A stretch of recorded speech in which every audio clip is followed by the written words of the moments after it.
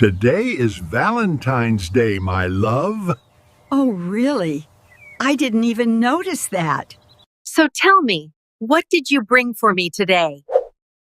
I have a very special surprise for you. Really? I am so excited. Show me now.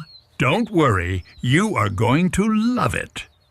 Did you finally buy me that iPhone you promised? Well, it is something even more special than that.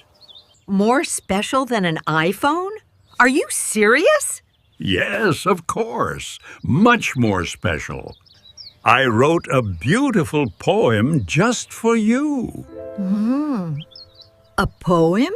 Yes, it came straight from my heart. That's nice. But where is the iPhone?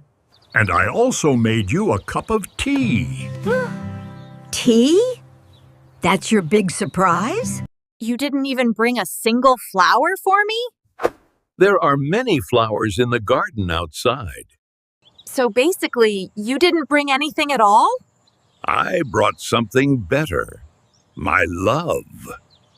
And what about the iPhone I asked for? I can draw a very nice one for you.